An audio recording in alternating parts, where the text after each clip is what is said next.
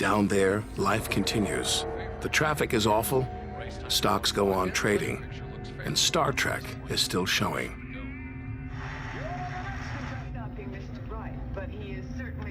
The Blue Jays will be without starter Jim Clancy for a couple of weeks. This morning. When we return home, if we return home, will it be the same? Will we be the same?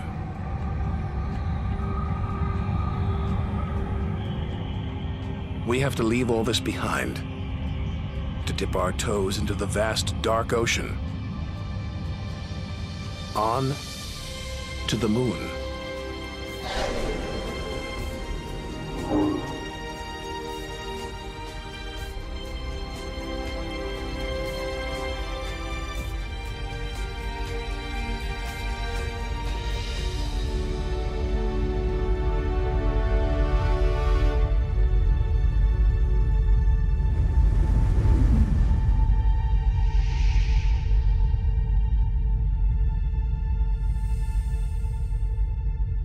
Dozens of astronauts have come this way before us.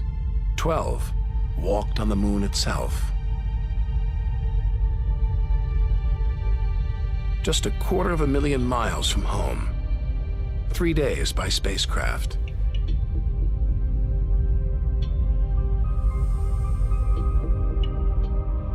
Barren. Desolate. It's like a deserted battlefield, but oddly familiar. So close, we've barely left home.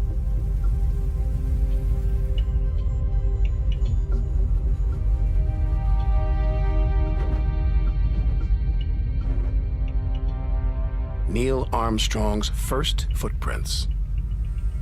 Looks like they were made yesterday. There's no air to change them. They could survive for millions of years. Maybe longer than us.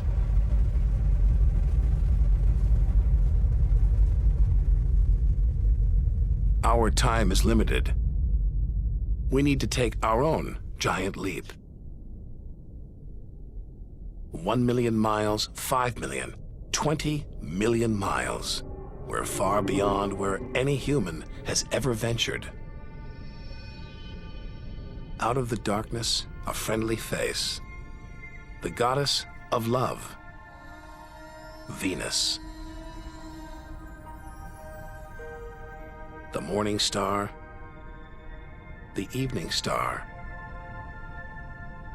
She can welcome the new day in the east, say goodnight in the west.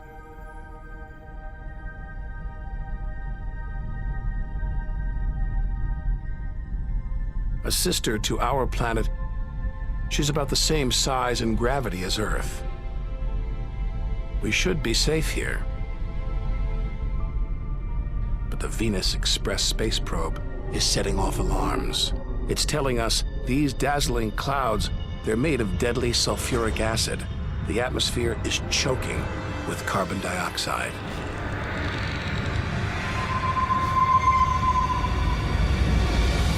Never expected this. Venus is one angry goddess. The air is noxious, the pressure unbearable.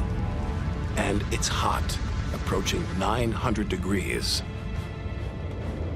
Stick around and we'd be corroded, suffocated, crushed, and baked.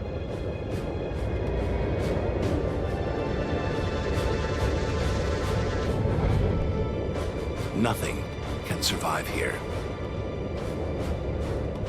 Not even this Soviet robotic probe. Its heavy armor's been trashed by the extreme atmosphere.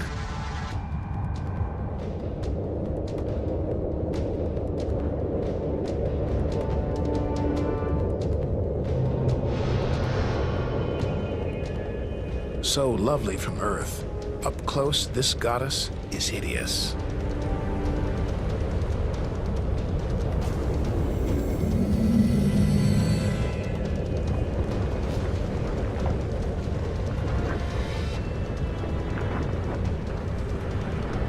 She's the sister from hell, pockmarked by thousands of volcanoes.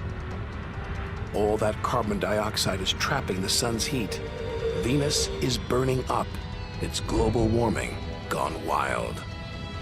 Before it took hold, maybe Venus was beautiful, calm, more like her sister planet Earth.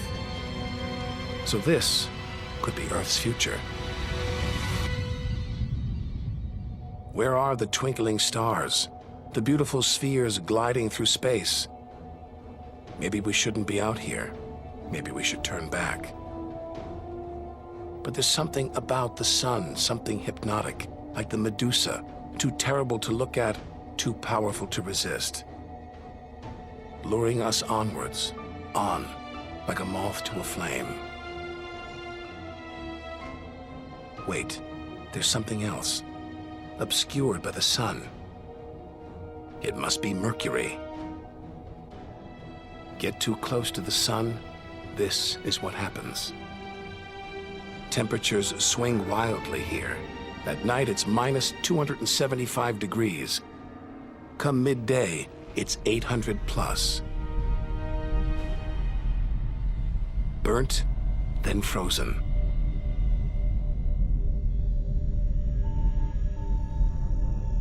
The Messenger space probe is telling us something strange. For its size, Mercury has a powerful gravitational pull. It's a huge ball of iron, covered with a thin veneer of rock, the core of what was once a much larger planet. So where's the rest of it? Maybe a stray planet slammed into Mercury, blasting away its outer layers in a deadly game of cosmic pinball. Whole worlds, on the loose, careening wildly across the cosmos, destroying anything in their path. And we're in the middle of it. Vulnerable, exposed, small. Everything is telling us to turn back. But who could defy this? The sun, in all its mesmerizing splendor. Our light, our lives. Everything we do is controlled by the sun, depends on it. It's the Greek god Helios driving his chariot across the sky. The Egyptian god Ra, reborn every day. The summer solstice sun rising at Stonehenge. For millions of years, this was as close as it got to staring into the face of God.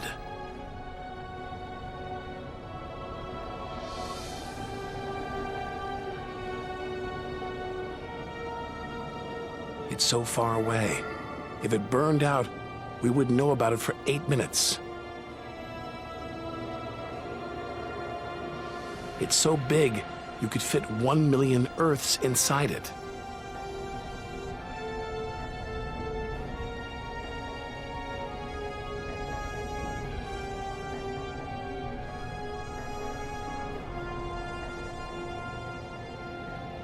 But who needs numbers?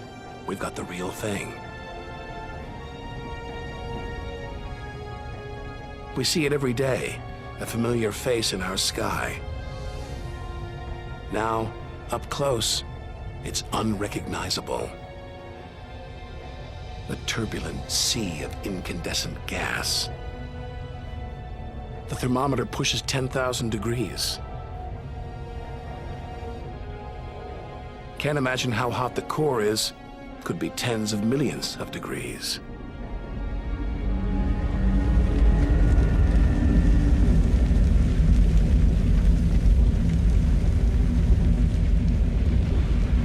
Hot enough to transform millions of tons of matter into energy every second.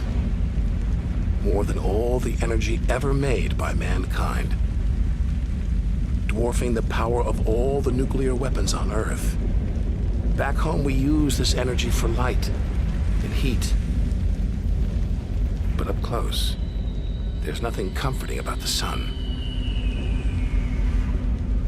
Its electrical and magnetic forces erupt in giant molten gas loops. Some are larger than a dozen Earths, more powerful than 10 million volcanoes.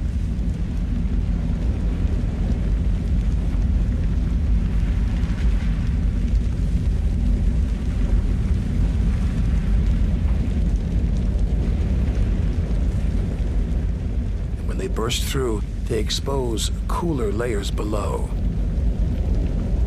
making sunspots.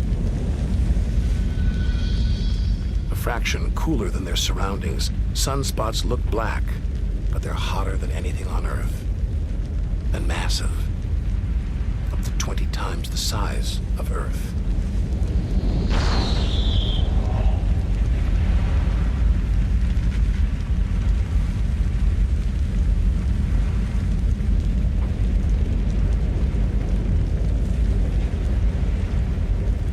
But one day, all this will stop.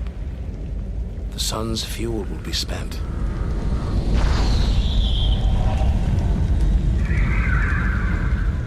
And when it dies, the Earth will follow.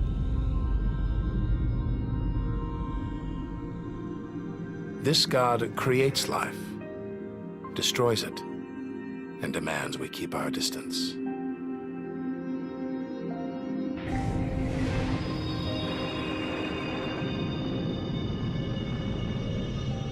This comet strayed too close. The sun's heat is boiling it away, creating a tail that stretches for millions of miles.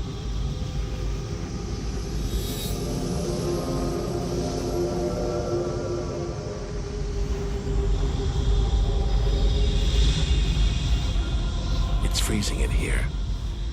There's no doubt where this comet's from, the icy wastes of deep space. But all this steam, geysers and dust, it's the sun again, melting the comet's frozen heart.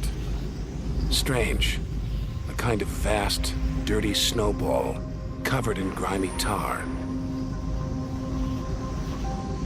Tiny grains of what looks like organic material preserved on ice since who knows when.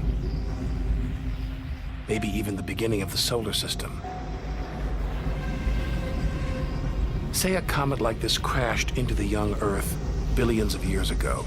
Maybe it delivered organic material and water, the raw ingredients of life. It may even have sown the seeds of life on Earth that evolved into you and me.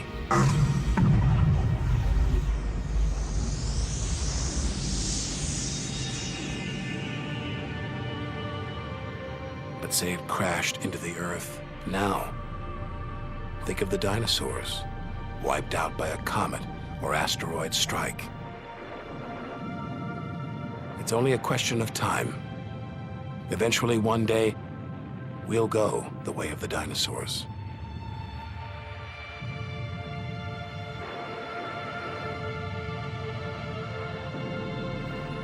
If life on Earth was wiped out, we'd be stuck out here, homeless, adrift in a hostile universe. We need to find another home. Among the millions, billions of planets, there must be one that's not too hot, not too cold, with air, sunlight, water, where, like Goldilocks, we could comfortably live. The red planet. Unmistakably, Mars. For centuries, we've looked to Mars for company, for signs of life.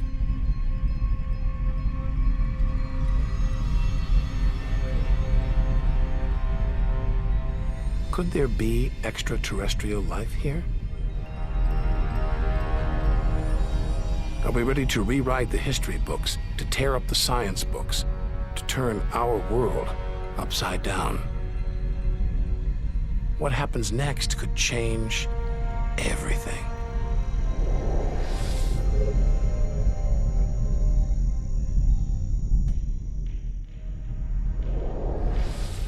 Mars is the planet that most captures our imagination. Think of B-movies, sci-fi comics. What follows? Martians. It's all just fiction, right? But what if there really is something here? Hard to imagine, though, up close. This is a dead planet. The activity that makes the Earth livable shut down millions of years ago here. Red and dead. Mars is a giant fossil.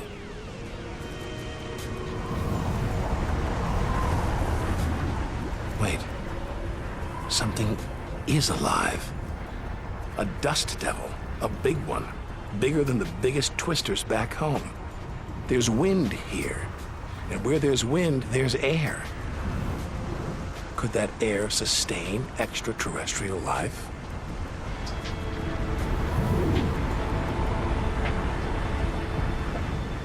It's too thin for us to breathe. And there's no ozone layer. Nothing to protect us against the sun's ultraviolet rays. There is water, but frigid temperatures keep it in a constant deep freeze. It's hard to believe anything could live here. Back on Earth, there are creatures that survive in extreme cold, heat, even in the deepest ocean trenches. It's as though life is a virus. It adapts, spreads. Maybe that's what we're doing right now, carrying the virus of life across the universe. Even in the most extreme conditions, life usually finds a way. But on a dead planet, with no way to replenish its soil, no heat to melt its frozen water,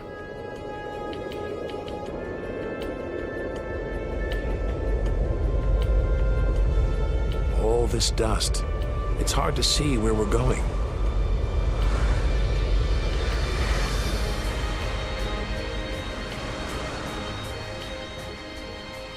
Olympus Mons, named after the home of the Greek gods, a vast ancient volcano, 3 times higher than Everest. There's no sign of activity. Since its discovery in the 1970s, it's been declared extinct. Hang on. These look like lava flows, but any sign of lava should be long gone, obliterated by meteorite craters. Unless this monster isn't dead, just sleeping. There could be magma flowing beneath the crust right now, building up, waiting to be unleashed. Volcanic activity could be melting frozen water in the soil, pumping gases into the atmosphere, recycling minerals and nutrients, creating all the conditions needed for life. This makes the Grand Canyon look like a crack in the sidewalk. Endless desolation, so vast it would stretch all the way across North America. But here, signs of activity, erosion, and what looks like dried up riverbeds. Maybe volcanic activity melted ice in the soil, sending water gushing through this canyon. Underground volcanoes could still be melting ice, creating water. And where there's water, there could be life.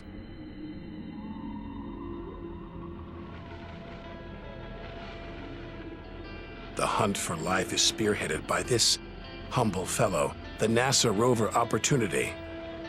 It's finding evidence that these barren plains were once ancient lakes or oceans that could have harbored life.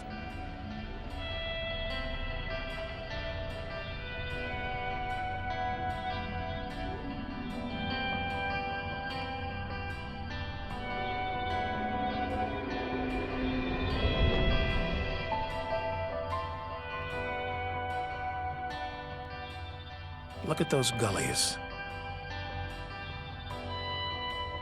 Probes orbiting Mars keep spotting new ones. More proof that Mars is alive and kicking. That water is flowing beneath its surface right now. Water that could be sustaining Martian life.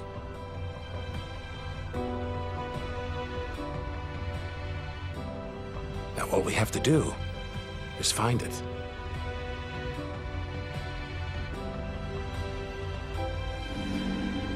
Maybe we've already found what we're looking for on Earth.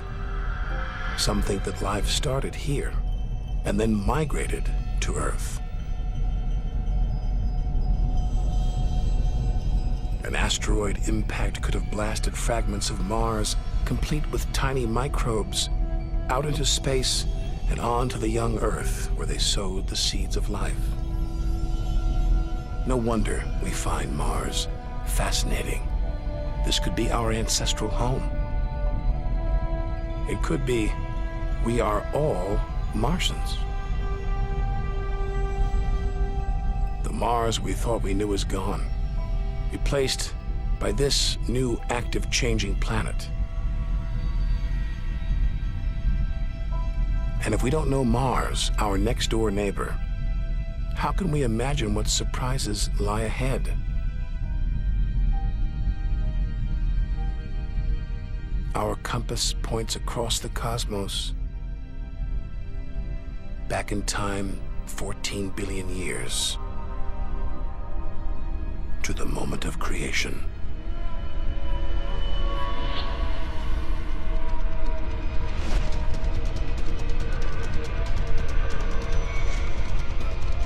This is getting scary. It's like being inside a giant video game.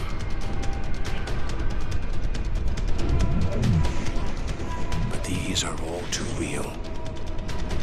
Asteroids, some of them hundreds of miles wide. This one must be about 20 miles long. And there, perched on it, a space probe. Can't have been easy parking on an asteroid traveling at 50,000 miles an hour. It's a lot of effort just to investigate some rubble. Rubble that regularly collides, breaks up, and rains down on Earth as meteorites. Our ancestors saw shooting stars as magical omens, and they were right.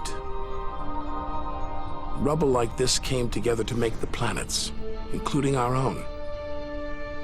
Pretty magical. By dating the meteorites found on Earth, we can tell the planets were born 4.6 billion years ago. These are the birth certificates of our solar system.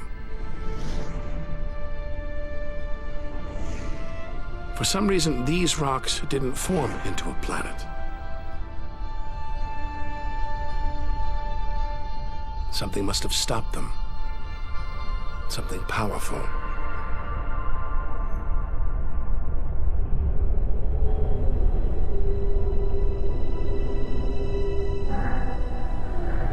Jupiter.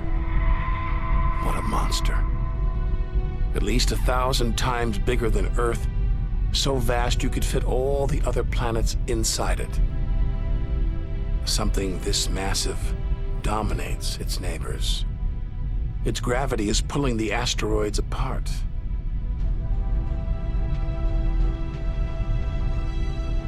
And it's breathtaking.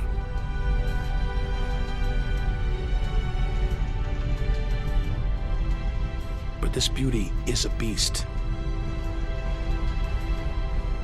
It's almost all gas. Land here and we'd sink straight through its layers into oblivion.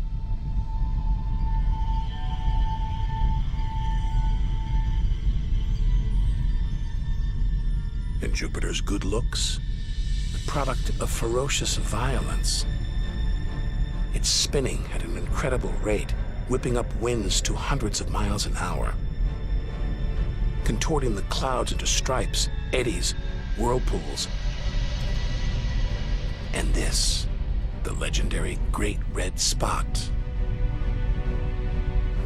The biggest, most violent storm in the solar system. At least 3 times the size of Earth, it's been raging for over 300 years. All these churning clouds must have sparked an electrical storm. Just one bolt is 10,000 times more intense than any at home.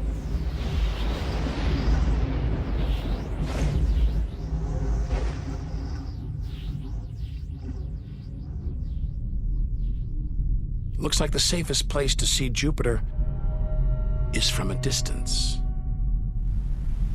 Up there at the poles, those dancing lights, they're like the auroras back home.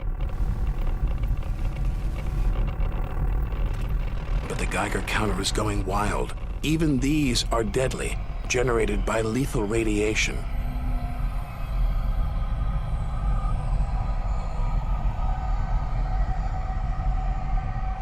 Out here, nothing is what it seems. The universe is full of terrors, traps,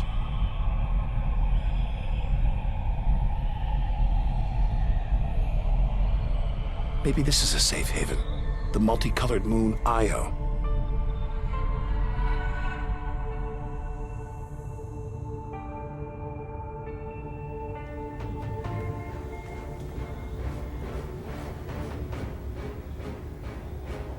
Wrong.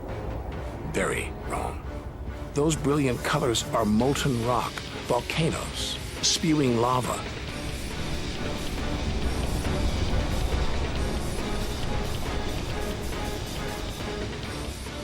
Our journey across the universe is turning into a struggle for survival. We've got to hope that if we outlast the dangers, we'll be rewarded by wonders beyond imagination.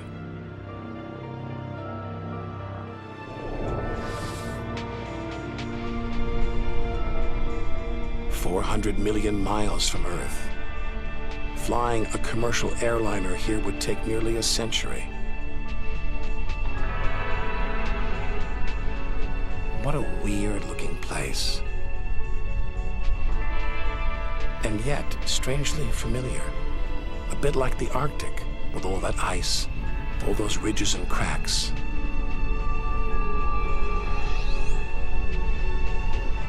It's Jupiter's moon, Europa. And maybe like the Arctic, this ice is floating on water, liquid water. But we're 500 million miles from the sun. Surely Europa is frozen solid.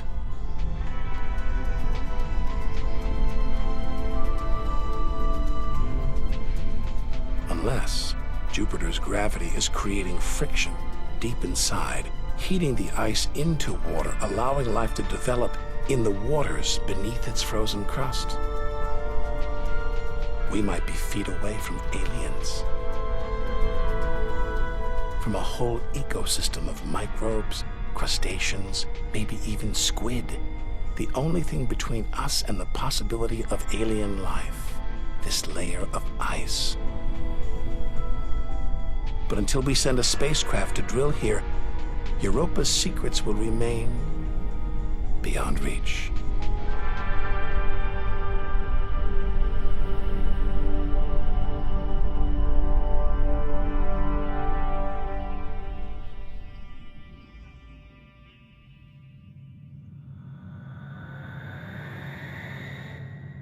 It's captivated our imaginations, haunted our dreams.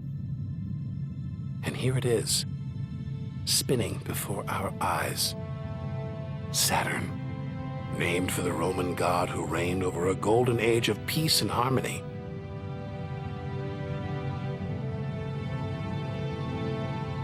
This planet's a giant ball of gas, so light it would float on water. Its spectacular rings would stretch almost from Earth to the moon.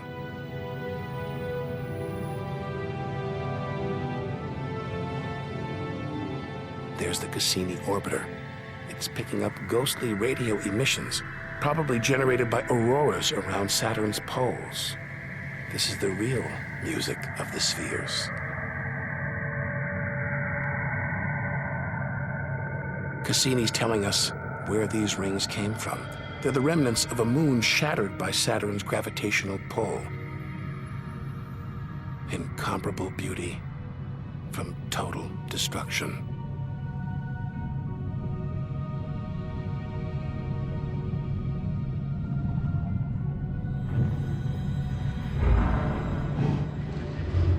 Billions of shards of ice, some as small as ice cubes, others the size of houses. They collide, break apart, reassemble. It's like a snapshot of our early solar system. as dust and gas orbited the newly born sun, and gravity worked its magic, pulling the lumps together until from space trash like this, our home emerged.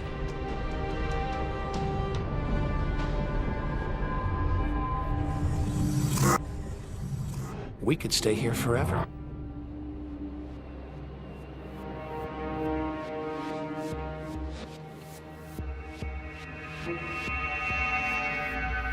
But there's so much further to go, so much more to see.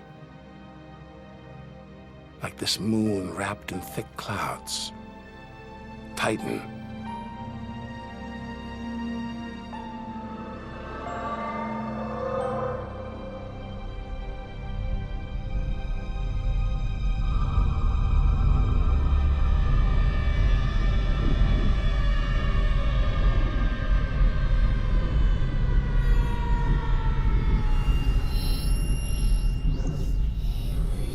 There's an atmosphere down here. There's wind, rain, even seasons. Rivers, lakes, and oceans.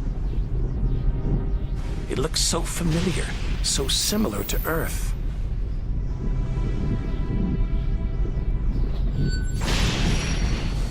But that's not water. It's liquid natural gas. Hundreds of times more natural gas than all the Earth's oil and gas reserves. Maybe one day we'll use this energy to fuel a colony. Assuming there isn't life here already.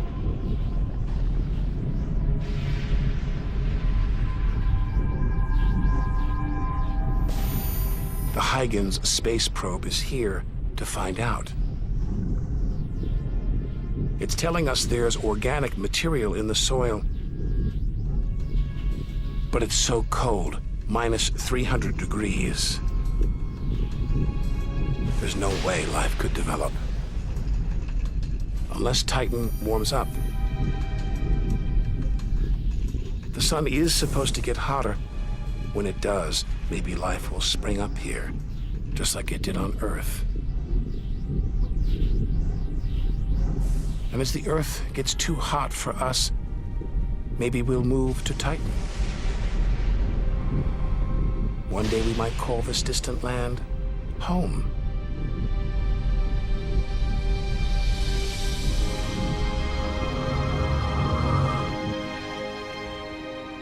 Home. We're at least 700 million miles away now. After this, we lose visual contact with Earth. We're standing on a cliff, looking out over a great chasm that stretches to the beginning of time. Do we have the courage to jump? We're in the solar system's outer reaches. Unseen from Earth, unknown for most of history. It's like diving into the depths of the ocean.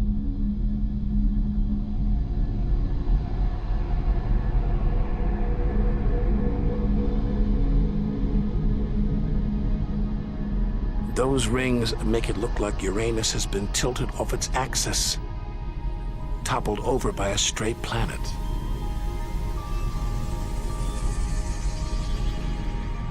It's eerie out here. Already beginning to feel small, lonely. Maybe this is how we'll feel at the edge of the universe.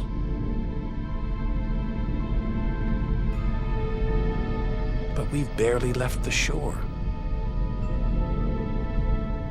If the solar system was 1 mile wide, so far we've traveled about 3 inches.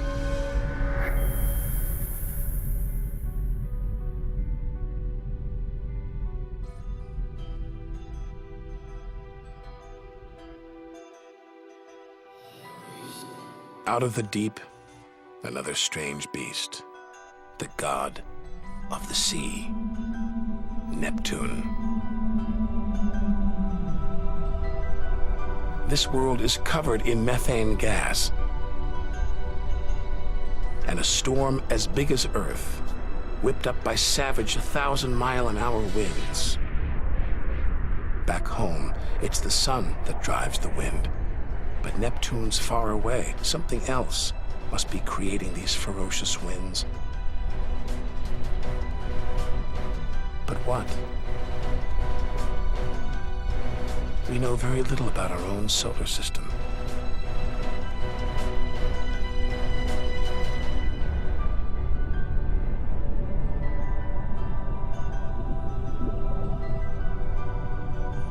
After all those balls of gas, a solid moon. Triton. Solid, but not stable. Just look at those geysers, cosmic smokestacks, pumping out strange soot. And this moon is revolving around Neptune in the opposite direction of the planet's spin. A cosmic battle of wills that this angry moon is destined to lose. Neptune's massive gravity is pulling on Triton, slowing it down, reeling it in. One day, it will be ripped apart by Neptune.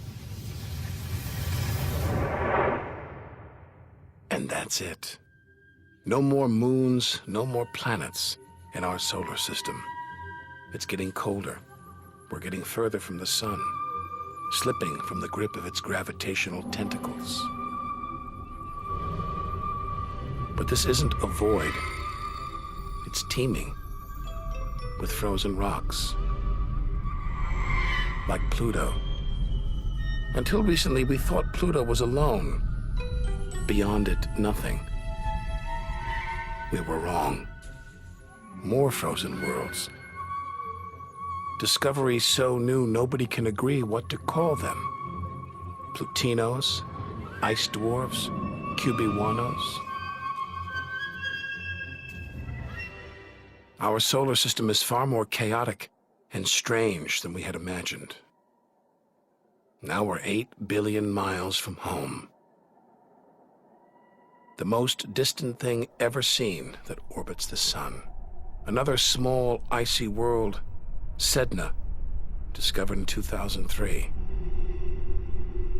Its orbit takes 10,000 years to complete.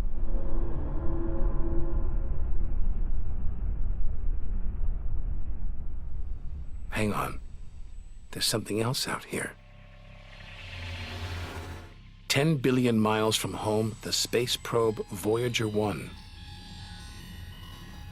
This bundle of aluminum and antennae give us close-up views of the giant planets and discovered many of their strange moons. It's traveling 20 times faster than a bullet, sending messages home.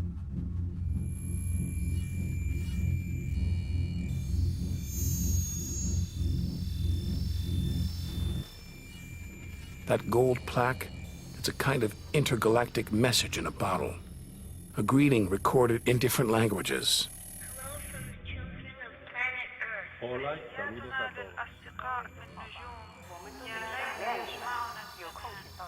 And a map showing how to find our home solar system. The great physicist Stephen Hawking thinks it was a mistake to roll out the welcome mat.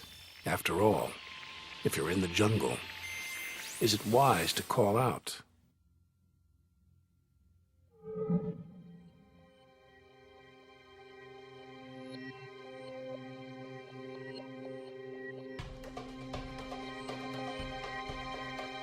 These comets look like the ones we saw earlier. There's a theory that the raw materials for life began out here until something dislodged it, sending it hurtling towards the Earth. And seeing all this ice, maybe comets carried water to Earth too. The water in the oceans, in your body. All from this distant celestial ice machine.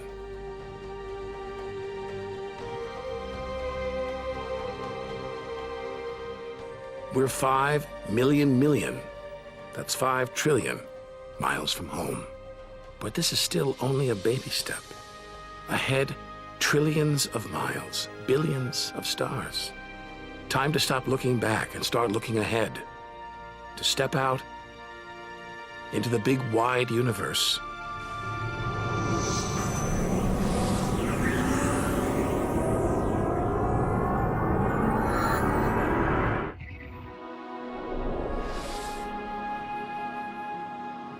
Interstellar space.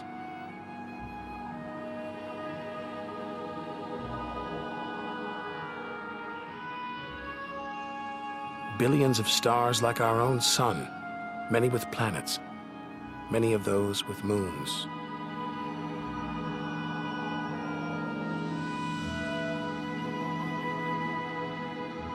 It's hard to know which way to go. There are infinite possibilities. We're going to need a serious burst of acceleration.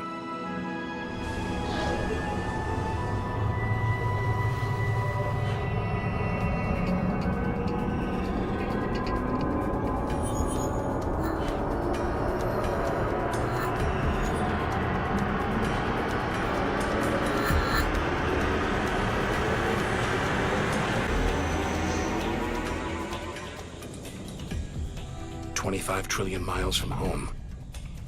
A 150,000-year ride in the space shuttle. And we've only just reached the first solar system beyond our own. Alpha Centauri. Not one, but 3 stars, spinning around each other, locked in a celestial standoff.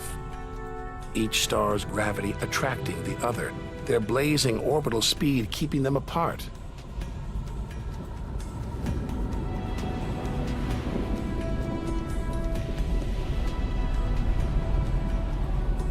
Get between them and we'd be vaporized.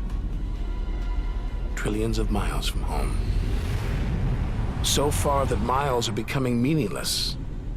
Out here we measure in light years. Light travels 6 trillion miles a year, so we are over 4 light years from home.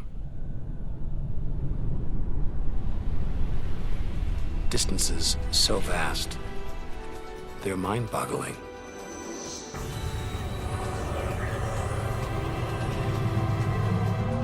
Who knows what strange forces lie ahead, what we'll discover when, if, we reach the edge of the universe.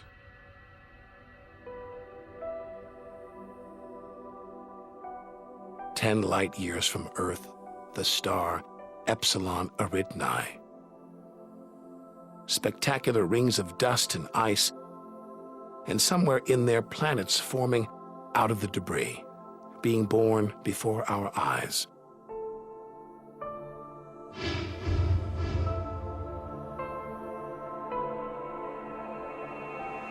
Asteroids and comets everywhere.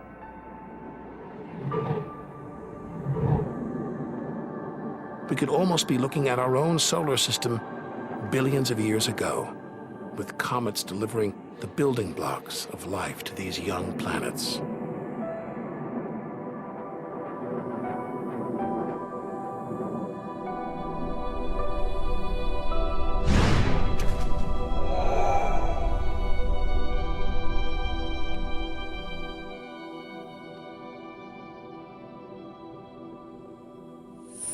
At the center of all the action, a star smaller than our sun, still in its infancy.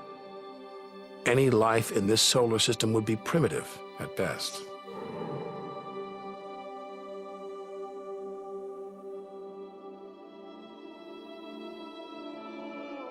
There must be more mature solar systems out here, but finding them is like looking for a needle in a cosmic haystack.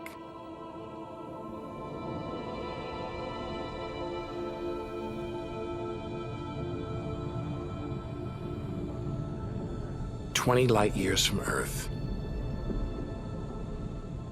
Star Gliese 581.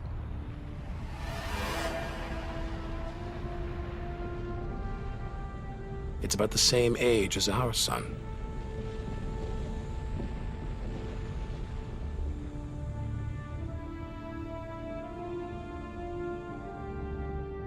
This planet is just the right distance from its sun. Any closer and water would boil away, any further, and it would freeze. Ideal conditions for life to emerge.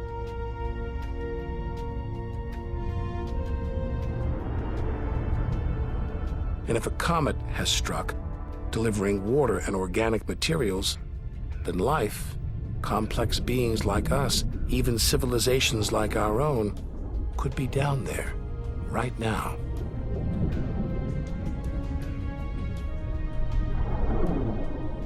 They could be tuning into our TV signals, watching shows from 20 years ago.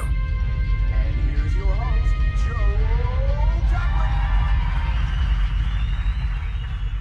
But until we devise a way of communicating over these vast distances, all we can do is speculate.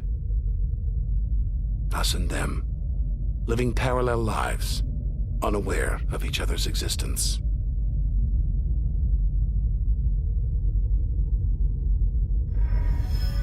Unless life has come and gone.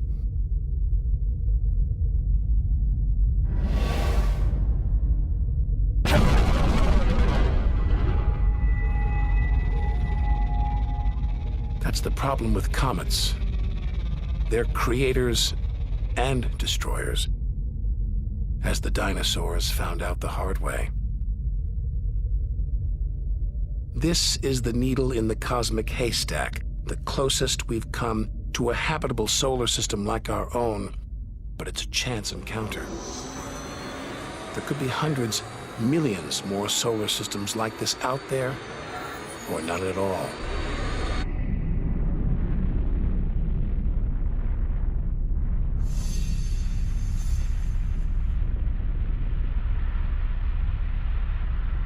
Some of the atmosphere on this planet, Bellerophon, is being boiled away by its nearby star.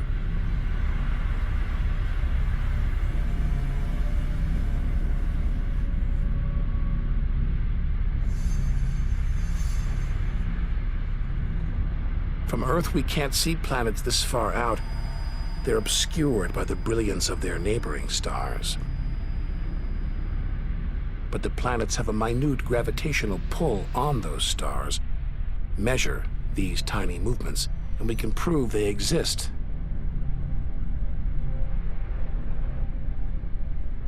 That's how we tracked down Bellerophon in the 1990s. And hundreds of other distant planets.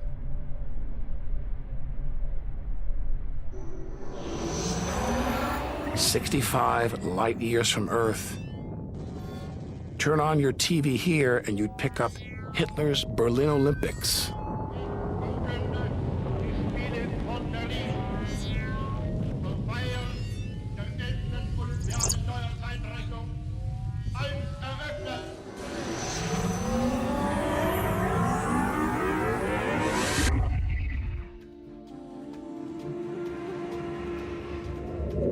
Twin stars of Algol, known to the ancients as the Demon Star. From Earth, it appears to blink as one star passes across the other. Up close, it's even stranger. One star is being sucked towards the other.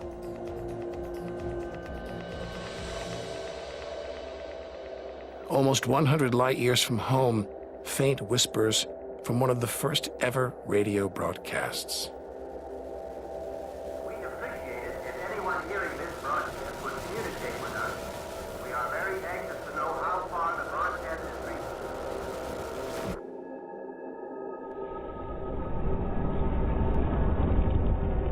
From here on out, it's as if the Earth never existed.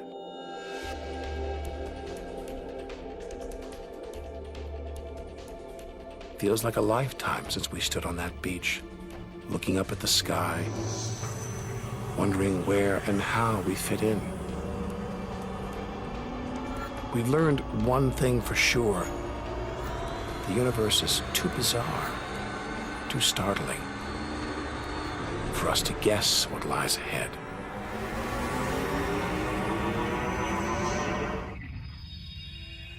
Deep inside our galaxy, the Milky Way. Pinpricks of light that have inspired 1,001 tales. The Seven Sisters, the daughters of the ancient Greek god Atlas, transformed into stars to comfort their father as he held the heavens on his shoulders.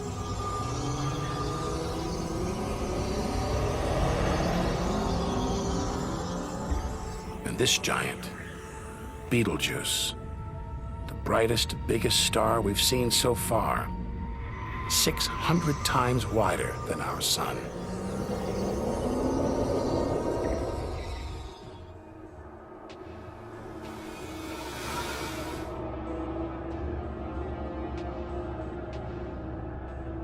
But this, it's not a star, not a planet, not like anything we've seen.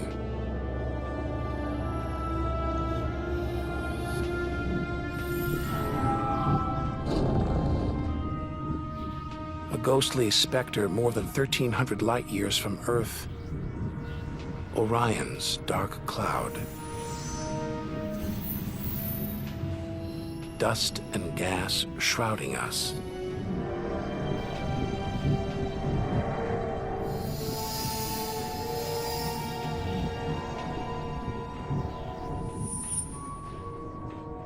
There, deep inside, a light, pulling the dust and gas towards it, heating up, merging into a ball of burning hot gas.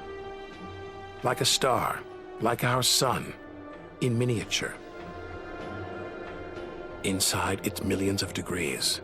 So hot it's beginning to trigger nuclear reactions, the kind that keep our sun shining, making energy, radiation, light.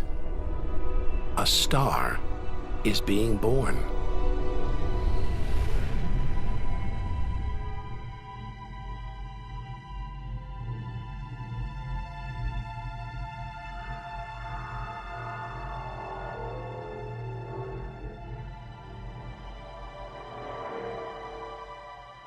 Orion's dark cloud is a vast star factory.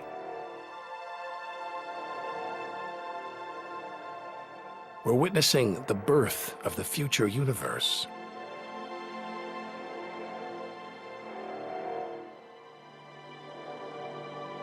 We've come to expect destruction, but this is one of the universe's greatest acts of creation: star birth.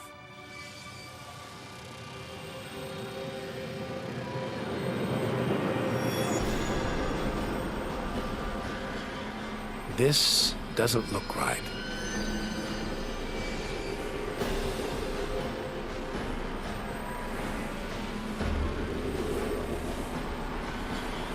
Jets of gas, exploding out with tremendous force, blasting dust and gas out for millions of miles.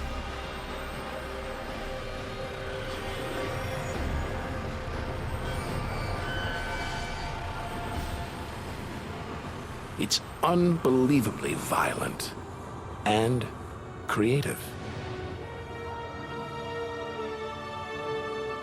Nebula.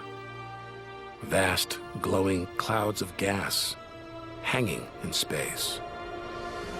With no wind out here, they'll take thousands of years to disperse. They seem to be forming a vast stellar sculpture. Nature is more than a scientist, an engineer. It's an artist on the grandest of scales.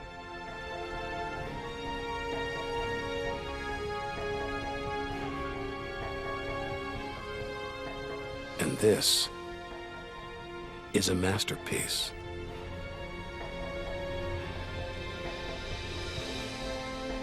Stars are born, grow up, and then what? Do they die? Do they slip quietly into the night or go out with a bang?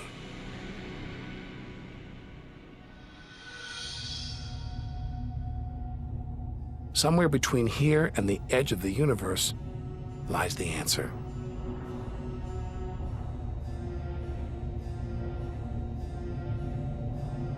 luminous clouds suspended in space, encircling what was once a star like our own sun. All that's left of it are these brightly colored gases, elements formed by nuclear reactions deep inside, released into space on its death. Green and violet, hydrogen and helium, the raw materials of the universe. Red and blue, nitrogen and oxygen, the building blocks of life on Earth. For us to live, stars like this had to die. Every atom in our body was produced by nuclear fusion. In stars that died long before the Earth was even born. We are all the stuff of stars. Our family tree begins here.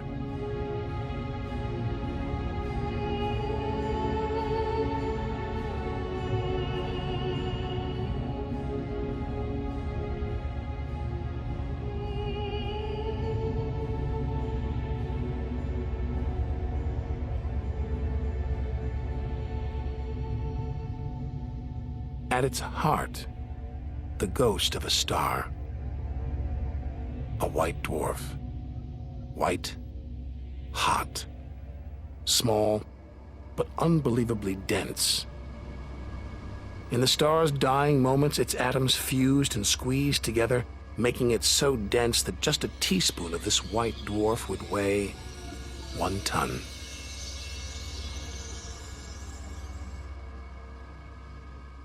It's a chilling premonition of our sun's fate. 6 billion years from now, it'll become a white dwarf. Its death will herald the end of life on Earth. Makes you wonder how many other worlds have come and gone. Celestial stories left untold. Lost forever. But the greatest story of them all is still to be told. We must go back through time to the very first chapter to learn how the universe began.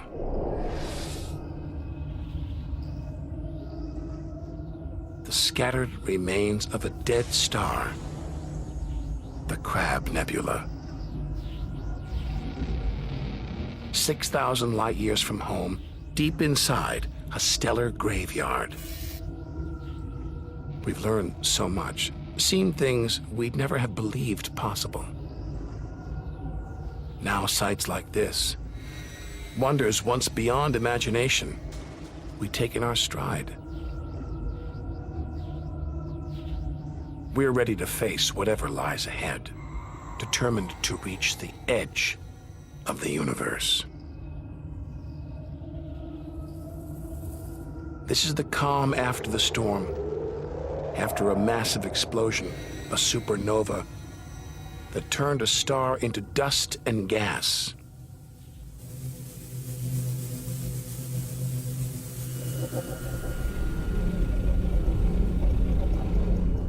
The eye of the storm, a spinning, pulsating star, a pulsar.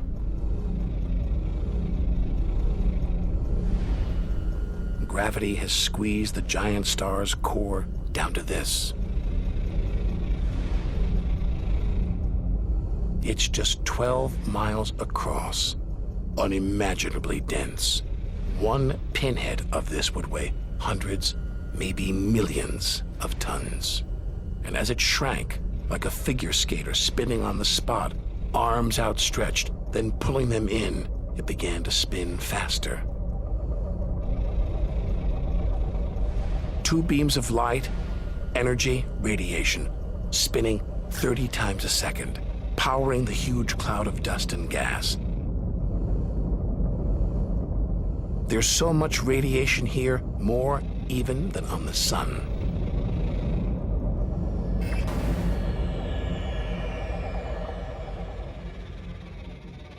That was easily the deadliest thing we've encountered so far.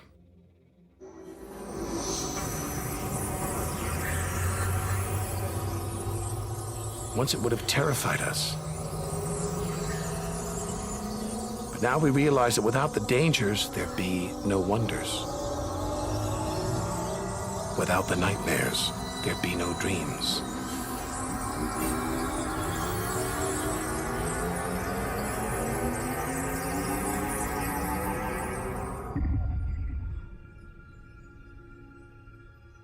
Getting a strange sensation. A feeling as though there's something bad out here. A malevolent presence. The one thing we didn't want to encounter. Impossibly black, blotting out the stars behind it. We're staring into the face of extinction. The remains of a giant star. A black hole.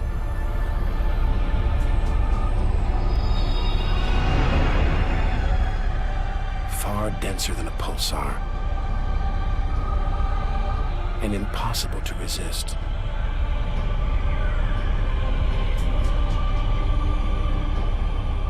Its gravity is so intense not even light can escape.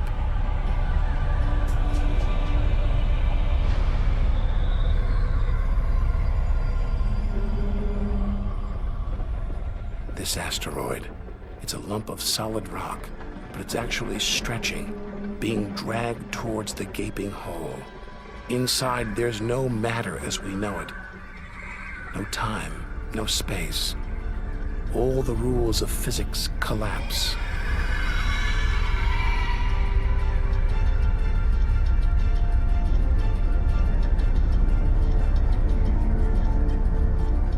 The asteroid is gone. Nobody really knows where. This is the edge of human understanding. There could be millions of black holes creeping around our galaxy, more perhaps than all the stars in the sky. But we wouldn't see them until it was too late.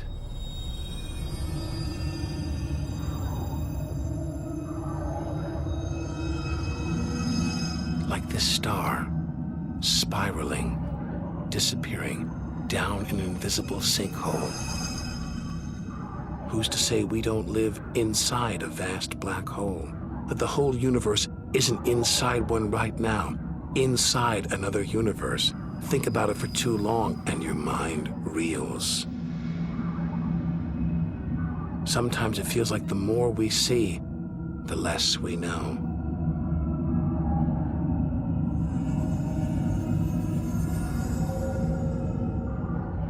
And we're still in our own galaxy, the Milky Way.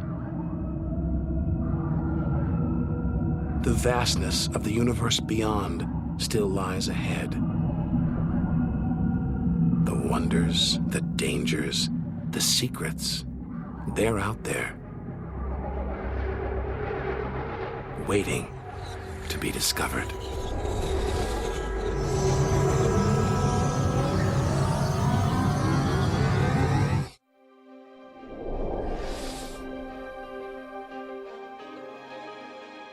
"7,000 light years from home." It's as though we're in a forest thick with trees, each so beautiful, so fascinating, it's impossible to look beyond, to see the bigger picture. We have to find a way through, to reach the clearing at the galaxy's edge.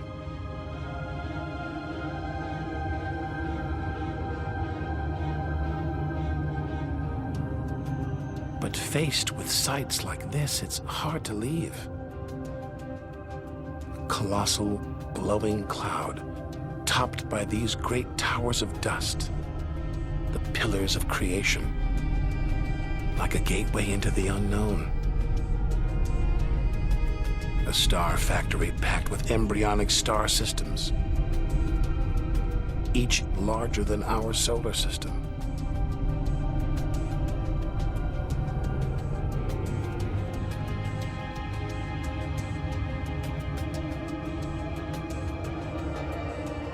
To resist its siren song, tear ourselves away, to carry on towards the edge of the galaxy.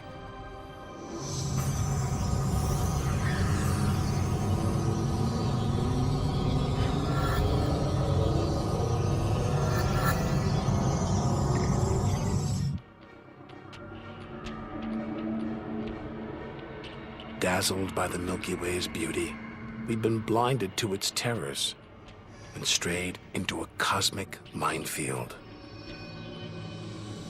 Like an explosion in slow motion. A massive star, millions of times brighter than our sun. It's going into meltdown. The fuel that sustains it is running out, the nuclear reactions that power it winding down. We're watching its death throes.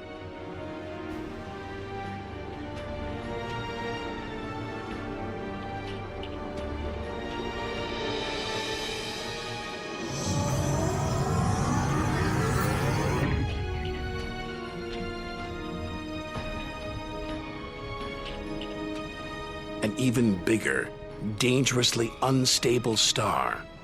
But this one's about to explode. And when a star this big dies, it's 100 times more violent than a supernova. We've stumbled into the most violent star death of all, a hypernova.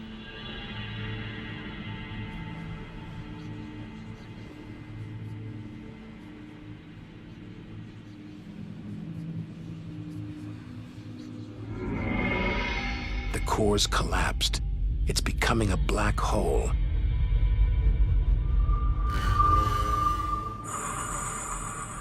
And that's the shock wave surging through the star, ripping its outer layers into space.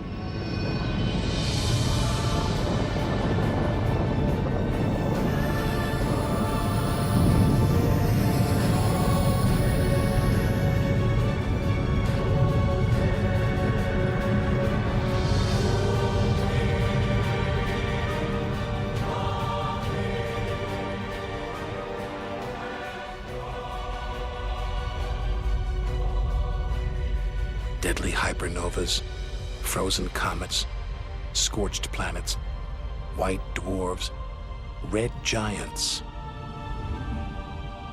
Tiny drops in a vast pool of white light. Our home galaxy, the Milky Way. We wanted to know where we fit in. Here's our answer.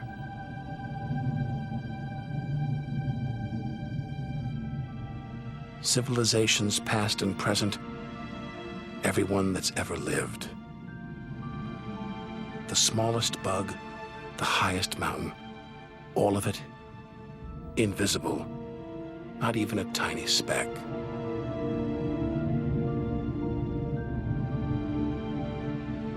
Our home is a minor planet orbiting an insignificant star.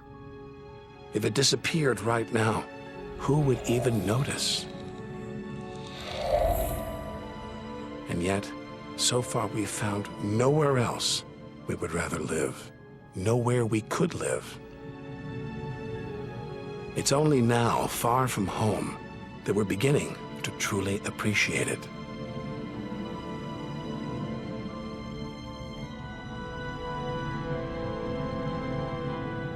Look at all these stars, hundreds of thousands of them. Surely one of them, more than one, must be capable of supporting life.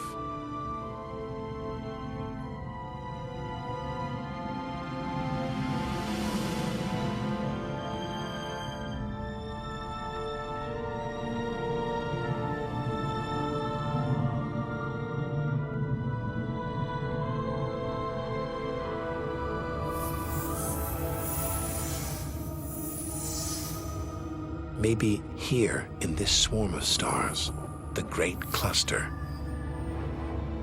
Back in the 1970s, astronomers sent a message in this direction, detailing the structure of our DNA and our solar system's location.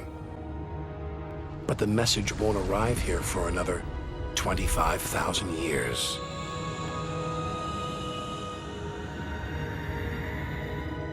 We haven't found alien life yet. But neither have we found any reason to believe it isn't out there, somewhere. There's an equation devised to estimate the number of other advanced civilizations. The result is startling. there could be millions of civilizations just in our own galaxy.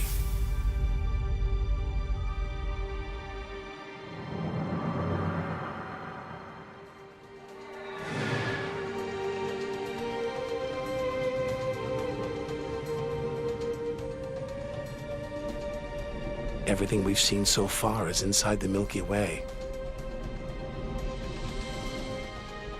Now we're ready to leave our home galaxy to enter intergalactic space. Here's our chance to solve the ultimate mystery and experience the moment of creation.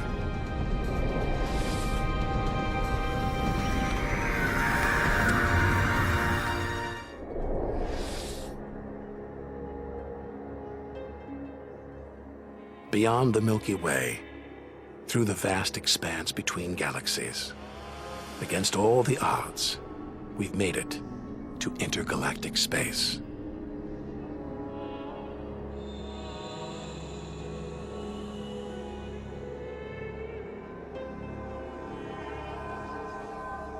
Out here, there's no horizon in sight. Even the closest galaxies are hundreds of thousands of light years away. The remains of galaxies ripped apart by the Milky Way's huge gravitational pull, scattered among nothing.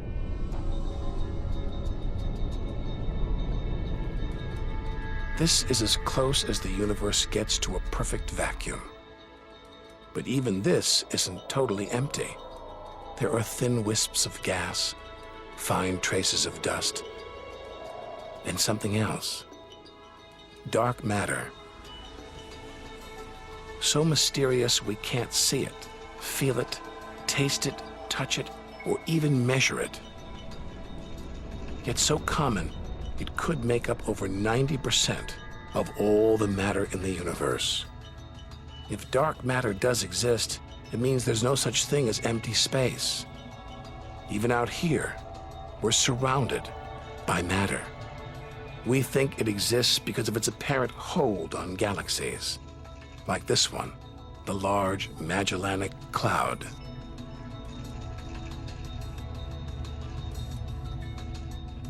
A 6 billion-year journey in today's fastest spacecraft, 160,000 light years from the Milky Way at the edge of its gravitational reach. This galaxy should spin off into space, but something is holding it here, something invisible, powerful, dark matter. Stars, clusters of stars, nebulae. It's a vast astronomical treasure trove.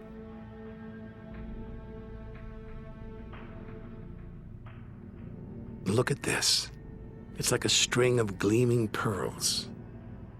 It's a fireball, expanding out from what must have been a massive explosion, a supernova. So bright that when light from the explosion reached Earth 20 years ago, it was visible to the naked eye. And so violent, it triggered a string of nuclear reactions, forcing atoms together, creating new elements: gold, silver, platinum, blasting them out into space.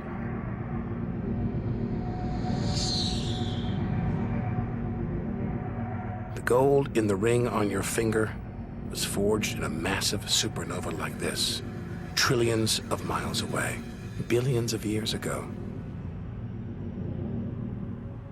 Before we left home, the universe seemed separate, something out there, up in the sky. But now we know better. We are the universe, and it is within us.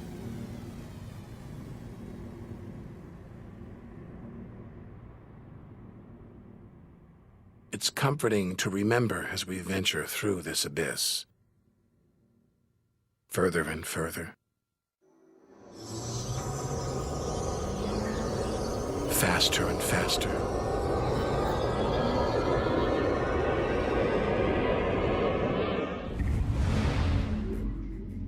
The Andromeda Galaxy, 2.5 million light years away. It's racing through space. Everything blown apart like shrapnel in an explosion. We're seeing this galaxy as it was when our ape-like ancestors first walked on the African plains.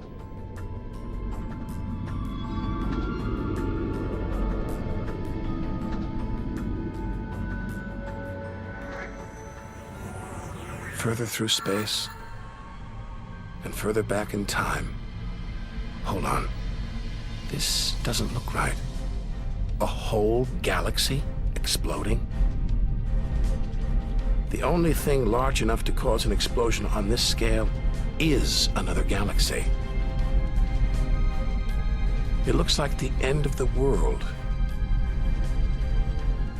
But this galaxy won't die. It'll be reborn. A new shape, perhaps even new stars, as dust and gas collide, creating friction, shock waves, triggering the birth of stars.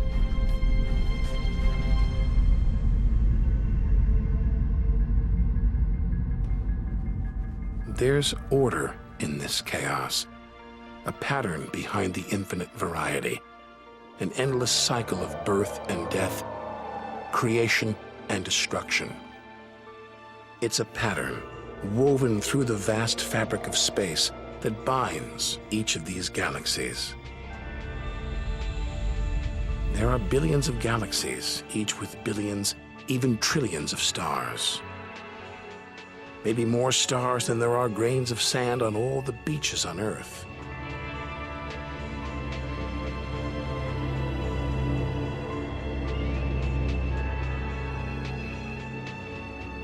We're finally beginning to see the big picture. And it's grander than we ever imagined. This galaxy, the huge Pinwheel Galaxy, is so far from Earth that if we send a message home now, it will take 27 million years to get there. Who knows whether our species, our planet, will still be around to receive it.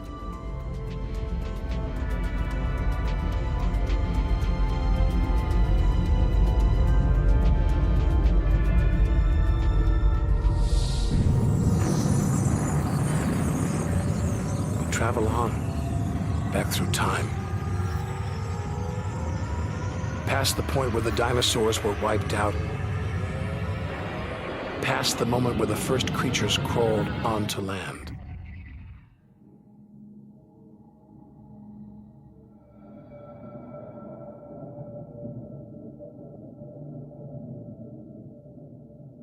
$2 billion light years from home, closing in on the edge of the universe, going back to the beginning of time. This isn't a galaxy. It's brighter than 100 galaxies. A blinding beam of energy surging for trillions of miles.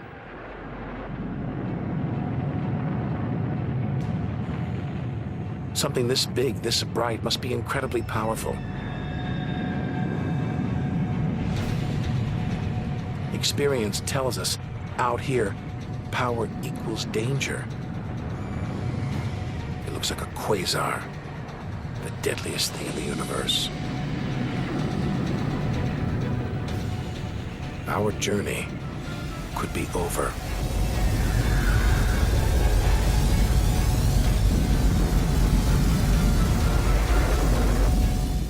The deadliest, most powerful thing in the universe. Quasar. A swirling cauldron of superheated gas.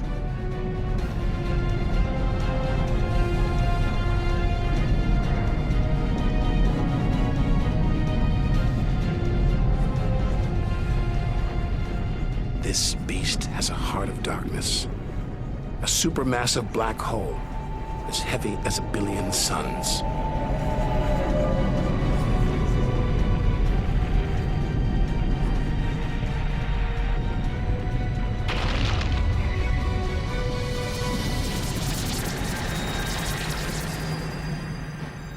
Ripping apart whole stars, devouring them, until they're nothing, lost forever from the visible universe.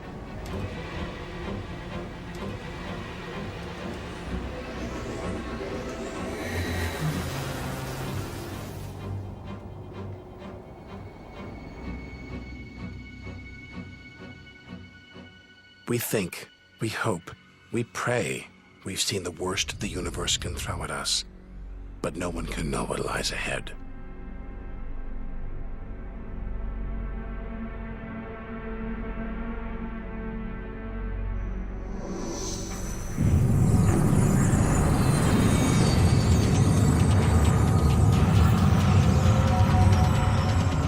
We'll need to go further, go faster.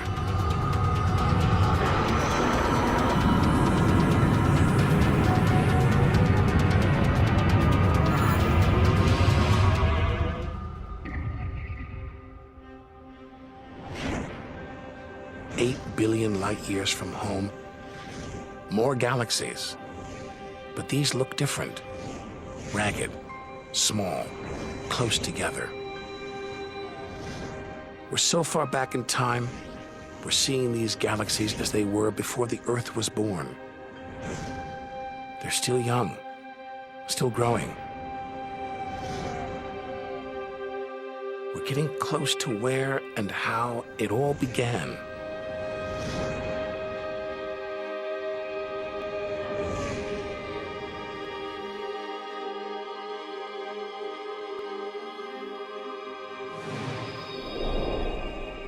Look at the galaxies now.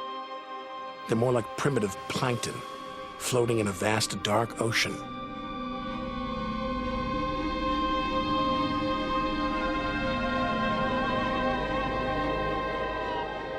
Clouds of dust and gas, dancing, twirling, merging to make embryonic galaxies.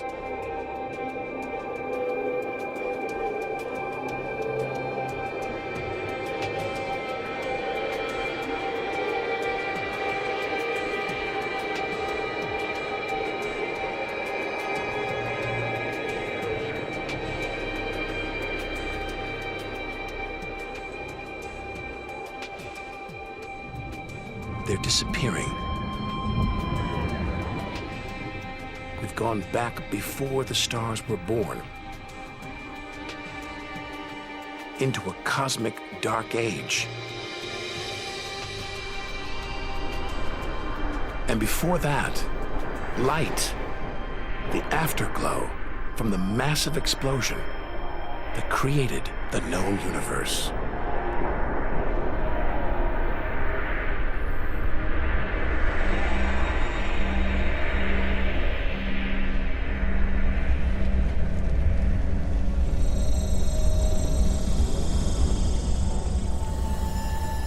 This is it. We've made it. The edge of the universe. 80 billion trillion miles from home. 13.5 billion years ago.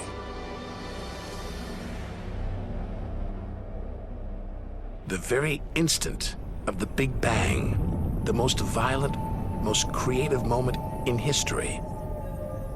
Everything that's ever happened follows from this moment.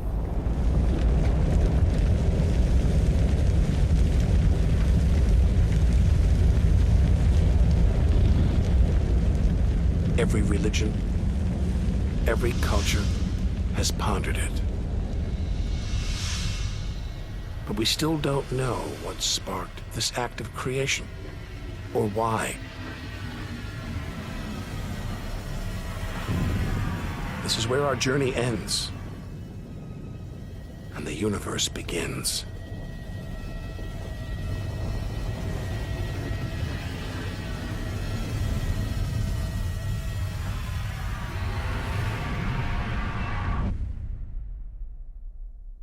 An infinitely hot, small, dense point erupts.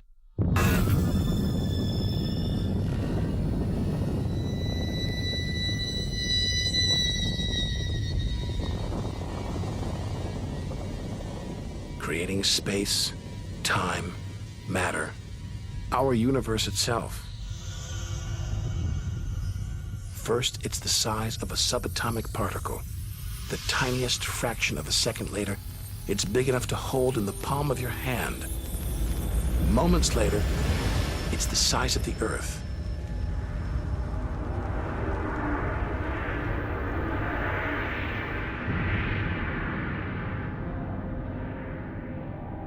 Today, the light from the Big Bang is still spreading out.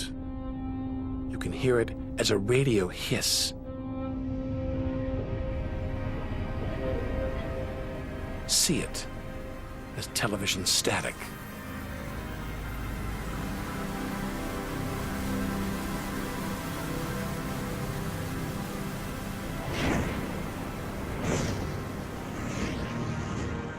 All the wonders we've seen on our journey are sparks flying out from the Big Bang. Galaxies, stars, planets, all cosmic debris.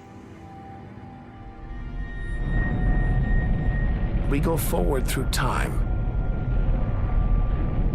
riding the blast wave.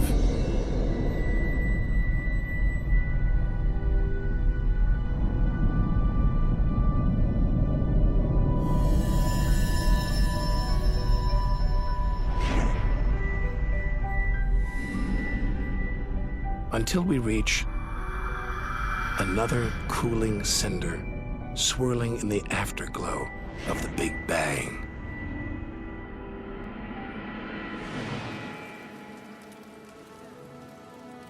We're back where we started, home.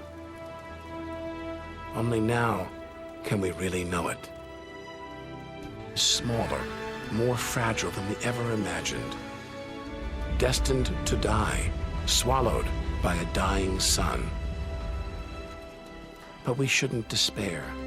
We should rejoice. We've managed to experience the wonders of the universe. We should celebrate our achievements and enjoy our moment in the sun.